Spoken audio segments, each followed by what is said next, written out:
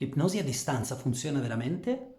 Oppure è un mito? O è una fantasia di alcuni professionisti che cercano di farti credere che l'ipnosi a distanza esiste? Oggi parliamo proprio di questo. Ciao, sono Caruso Colzi, fondatore di Ipnosi Naturale. Oggi parliamo di ipnosi a distanza. Ne ho già parlato in altri video, però mi sono arrivate delle mail con delle domande un po' specifiche e mi fanno capire che magari non sono stato abbastanza chiaro. Che cos'è l'ipnosi a distanza? L'ipnosi a distanza non è quando io ho una fotografia oppure quando io vedo un'immagine o vedo un film di qualcuno e mentalmente lo ipnotizzo a distanza perché lui faccia delle cose che dico io. L'ipnosi a distanza è un altro modo per chiamare l'ipnosi conversazionale, cioè quel tipo di ipnosi che non ha bisogno di toccare il cliente, di utilizzare ammennicoli tipo il pendolino oppure certi appunto tocchi o certi suoni che devono essere fatti vicino al cliente e soprattutto non è un'ipnosi che ha bisogno di fisicità, ovviamente. Come si risolve la faccenda in poche parole? L'ipnosi a distanza è un qualcosa che facciamo con le parole e quindi si chiama ipnosi conversazionale. Ma l'ipnosi conversazionale era molto nota anche all'inizio del 1900.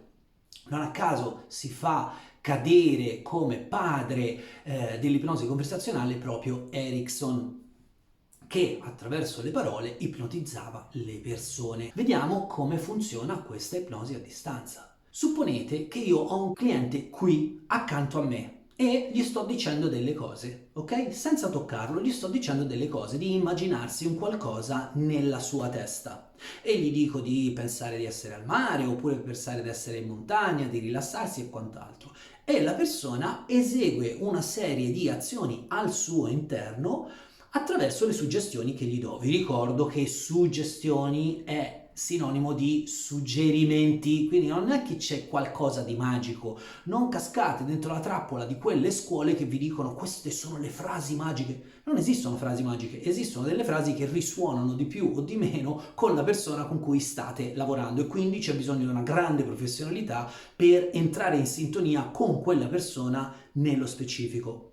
Torniamo a noi, rewind. La persona sta facendo qualcosa al suo interno, accettando i suggerimenti che gli do, per esempio di immaginarsi di essere comodo su una poltrona oppure di guardare un panorama bellissimo. Perfetto. Adesso io mi distanzio di 1 metro da una persona e la persona mi sente e continua a svolgere le azioni che io gli richiedo di fare. Perfetto. Adesso io metto le cuffie a questa persona e vado nell'altra stanza. Parlo in un microfono e questa persona in qualche modo sente la mia voce e riesce comunque a andare avanti nelle suggestioni che io gli sto fornendo. Benissimo, ora immaginatevi che invece di essere nell'altra stanza sono in un'altra casa, magari nella casa accanto o nella casa di fronte. E poi immaginatevi che sono nel comune accanto o immaginatevi che sono in uno stato accanto oppure che sono dall'altra parte del mondo. A quel punto, nel momento in cui la persona ha chiuso gli occhi e io non ho bisogno di toccarlo, ho soltanto la necessità, soltanto fra virgolette, ho soltanto la necessità di essere bravo a comunicare nello specifico le cose che sono necessarie per ottenere il risultato che il cliente mi ha detto precedentemente, che abbiamo concordato, e far sì di dare degli strumenti al mio cliente in modo che lui possa lavorare al suo interno, perché in realtà l'ipnosi non è un qualcosa che si fa da fuori, è un qualcosa che si fa da dentro. Non sono io quello che ha coniato la frase ogni ipnosi in realtà è un'auto-ipnosi e se volete possiamo adoperare questo tipo di logica con ogni cambiamento in realtà è un autocambiamento. In America spesso si dice si può portare il cavallo alla fonte, ma poi deve essere lui che beve, ok? E quindi un coach o un ipnotista in questo caso ti può fornire degli strumenti, ma poi devi essere tu che li utilizzi. In questo caso, tornando al concetto di ipnosi a distanza, non c'è bisogno di vedere le cose in maniera magica. Tanto tempo fa un regista ha pensato un film E piano piano, trovando i fondi, trovando gli attori e poi dopo registrando e poi mettendolo insieme e producendolo, ha fatto sì che tante persone potessero vedere quel film. E c'è una scena che è particolarmente triste e tante persone piangono, e c'è una scena che è particolarmente erotica e tante persone si eccitano, e c'è una scena particolarmente violenta o di azione e il cuore delle persone comincia a battere più velocemente. Ecco, quella è ipnosi a distanza. Noi siamo sempre immersi in un contesto ipnotico, non possiamo uscire da questo contesto ipnotico, perché qualsiasi cosa noi interpretiamo della realtà usando le nostre strutture, ovvero quello che Korzybski, non lo saprò mai dire, comunque lui diceva, no, la mappa del territorio. Ecco, noi quando cominciamo a interpretare andiamo a ricercare, andiamo a fare una sorta di ricerca transderivazionale interna che ci ributta di nuovo in uno stato immaginativo, in uno stato che si permette di accendere delle emozioni piuttosto che no, di attivare dei comportamenti piuttosto che no. Questo le persone che, tra virgolette, sono al potere lo sanno benissimo, e infatti i grandi politici gli vengono scritti degli speech, mi viene da dire in inglese, come si dice, dei discorsi, ecco, dei discorsi per appiccicare dei valori, appiccicare delle convinzioni ai propri elettori. Quante volte si è sentito, per esempio, unire i due concetti di democrazia e libertà, quando in realtà ti basta poche ore di indagine interna per comprendere che questi due concetti non sono proprio legati fra loro e peccano del fatto che non si parla mai della responsabilità. Ma questo sarà un altro video che magari guarderai perché c'è già nel mio canale. Quello che voglio portare però in questo video è il fatto che troppe volte si pensa che l'ipnosi conversazionale, quella che viene spesso chiamata ipnosi a distanza, sia un qualcosa di magico. Non lo è. È magico il fatto che alcune persone, come me e come tanti miei colleghi, si siano voluti immergere in questo tipo di strategie, tecniche, documentazioni, e abbiano studiato la filosofia, abbiano studiato l'oratoria, abbiano studiato anche tutti i paradigmi ipnotici, per poi portare degli strumenti concreti, veri, reali, alle persone che lavorano con loro. Che cosa ti voglio dire in realtà? Che l'ipnosi conversazionale è l'ipnosi più moderna che noi conosciamo.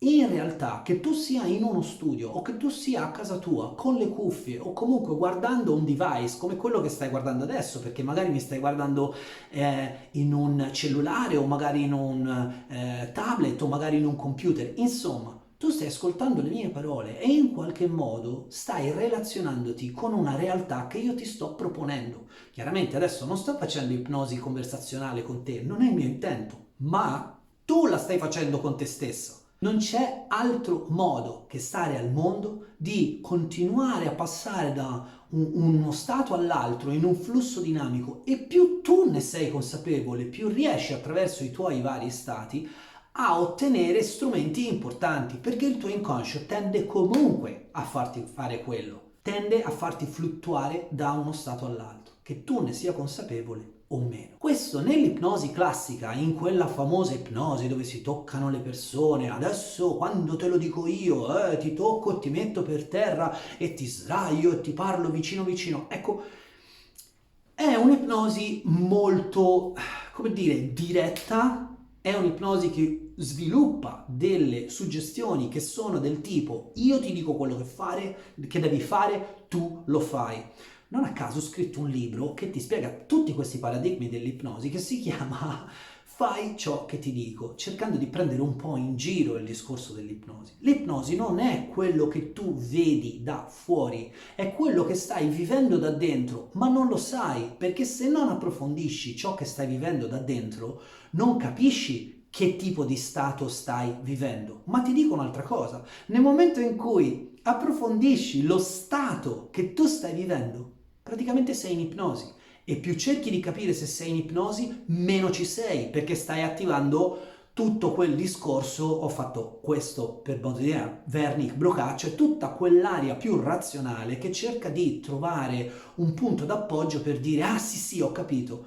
Ma non è attraverso il capire razionale che si comprende l'ipnosi, se non attraverso l'esperienza diretta. Ora, ci sono delle frasi tipiche dell'ipnosi conversazionale? Beh, sì, ci sono e si studiano nelle scuole dove si formano i veri professionisti che utilizzano questi strumenti. Se sei intenzionato ad utilizzare questi strumenti con un professionista qualificato, contattami perché ho decine di clienti che fanno ipnosi conversazionale con me e ottengono dei risultati. Tanti dei feedback che magari avrai già letto sui miei social dicono: io non so che cosa è successo, ma mi sento molto meglio. Io mi ricordo bene una frase che mi hai detto in quella sessione, però tutto il resto è svanito insieme a un certo tipo di disagio o un certo tipo di ansietà. È così che funziona l'ipnosi conversazionale. Addirittura il 90% delle persone va in trance ad occhi aperti, e questo è un altro modo di chiamare l'ipnosi a distanza o l'ipnosi conversazionale, cioè awaken hypnosis, cioè ipnosi ad occhi aperti, ipnosi tra virgolette vigile. Perché? Perché ipnosi non è dormire. Lo so che gli è stato dato questo nome da Braid perché pensava che l'ipnosi fosse legata al dormire, ma non lo è. Anzi, tu sei molto più reattivo in ipnosi e ci sono studi che avvalorano quello che sto dicendo. Allora, facciamo un mega riassunto di tutto questo bel video che sto facendo per te. L'ipnosi a distanza non è, come dicono gli americani, woo-woo stuff, ovvero magie, cose che hanno a che fare, tu mi porti la fotografia della tua fidanzata e io gli faccio l'ipnosi e lei è più carina con te. Non esiste sta roba, non è ipnosi a distanza, ok? Certe volte qualche maghetto cerca di dire che riescano a fare sta roba, ma si entra tutto in un altro settore. L'ipnosi conversazionale è basata su fondamenti neurobiologici e mentali e quindi c'è una scienza che dimostra queste cose. Se vuoi documentarti, vai a cercare su Google Scholar Conversational Hypnosis, cercano in inglese perché c'è molto più materiale, comunque ipnosi conversazionale, e vedrai che le parole riescono ad alterare gli stati delle persone e riescono a cambiare. Infatti, i grandissimi psicoterapeuti utilizzano questi metodi perché sanno che la parola può cambiare il senso della vita che una persona dà alla propria esistenza. Detto questo, si può fare ipnosi conversazionale, quindi a distanza, attraverso Skype? Beh, Skype non c'è più, ok? Attraverso Teams, attraverso Meet, attraverso il cellulare, attraverso la voce? Certo che si può.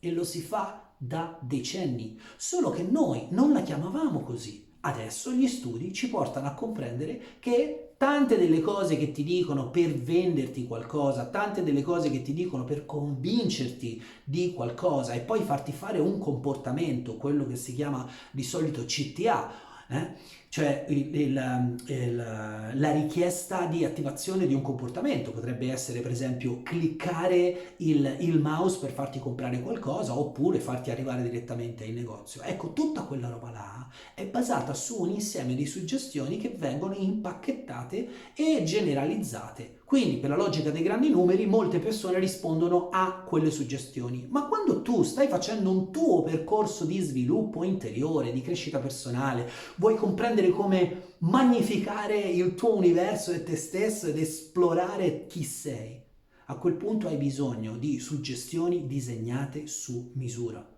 E non ti basterà un corso di 3 giorni, hai bisogno di lavorare con professionisti seri. Se sei intenzionato a sapere di più di questi meccanismi, scrivimelo qui sotto nei commenti e cercherò di fare un video in risposta.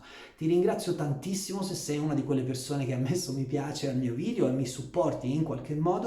Ancora una volta, da Caruso Colzi è tutto, noi ci vediamo al prossimo video. Buona serata.